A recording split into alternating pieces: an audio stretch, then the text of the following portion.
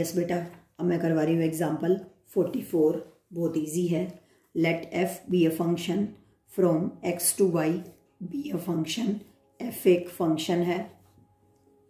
Define a relation R in X given by R is equal to a comma b such that f of a is equal to f of b.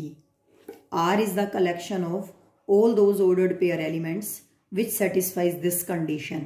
Examine whether R is an equivalence relation or not.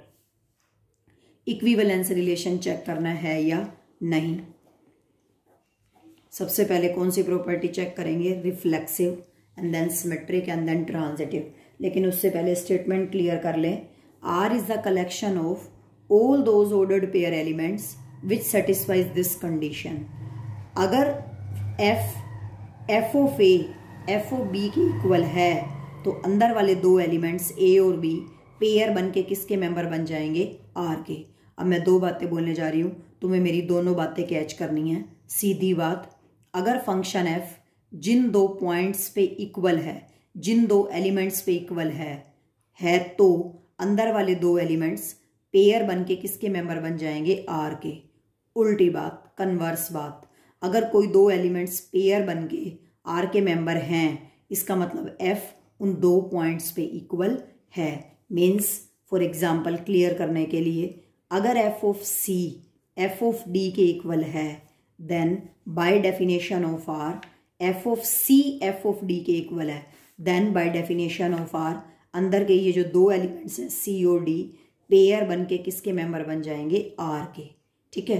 Converse, अगर ई comma ये ले लो l comma m, अगर l comma m already R में है, l comma m already pair बन के are में है, तो इसका मतलब एफ इन दो पॉइंट्स पे इक्वल होगा। Means f of l is equal to F of m. तो मैंने तुम्हें दोनों बातें बता दी। अगर एफ ऑफ एफ किन्हीं दो पॉइंट्स पे इक्वल है तो अंदर के दो एलिमेंट्स पेयर बन के किसके मेंबर बन जाएंगे? आर के। उल्टी बात, अगर कोई दो एलिमेंट्स पेयर बन के आर के मेंबर हैं तो इसका मतलब एफ उन दो पॉइंट्स पे इक्वल है। Means f of l is equal to F of m. तो इसी कंडीशंस का यूज करते हुए, इसी चीज का यूज करते हुए हम पहले रिफ्लेक्सिव प्रॉपर्टी चेक करेंगे, then symmetric and then transitive. Reflexive, clearly we can write f of a is equal to f of a। f of a तो हमेशा f of a के इक्वल होगा क्योंकि दोनों अंडरस्टूड है, इक्वल है।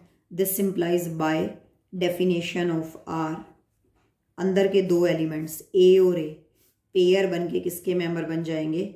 r के। This simplifies r is reflexive. Okay, r reflexive है। Now second, symmetric. Symmetric, let a comma b belongs to r। हम क्या प्रूव करना चाहते हैं? b comma a belongs to r। Okay, a comma b already r में है। This implies by definition of r f of a is equal to f of b। f of a is equal to, अगर f of a f of b के equal है then clearly F of B भी तो इस F of A अगर F of B के equal है then clearly F of B F of A के इक्वल होगा। अंडरस्टूड है ये? ठीक है। अब F of B F of A के इक्वल है, this simplifies by definition of R अंदर के दो एलिमेंट्स बी और ए पेयर बन के किसके मेंबर बन जाएंगे? आर के। This simplifies R is symmetric. Okay, symmetric भी हो गया ये। Now third, transitive. Let A comma B belongs to R and let B comma C belongs to R. तो अब हम क्या प्रूव करना चाहते हैं? A comma C belongs to R. A comma B already R में है। This simplifies by definition of R f of a is equal to f of b।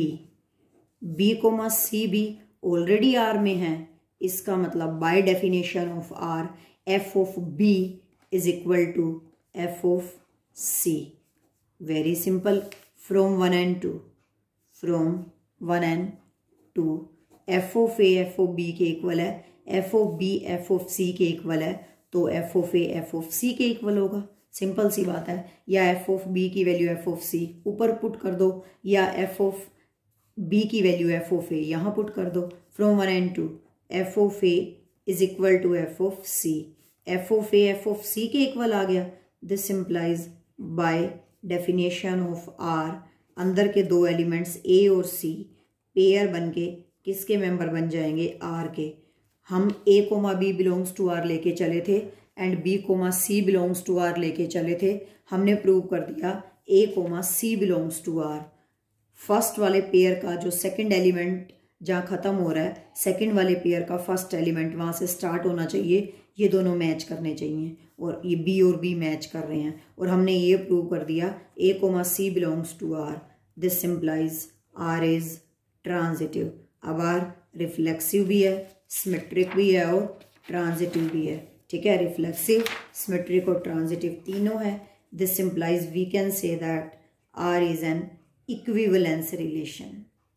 Are is an equivalence relation and hence proved. अगर prove करना है तो hence proved, और अगर check करना है तो ये आंसर आ गया कि ये इक्विवेलेंस रिलेशन है। Very simple question. तो ये वाला एग्जाम्पल 44 ऐसे करना था। ठीक है, बाकी नेक्स्ट एग्जाम्पल्स हम नेक्स्ट वीडियो में करेंगे। ओके।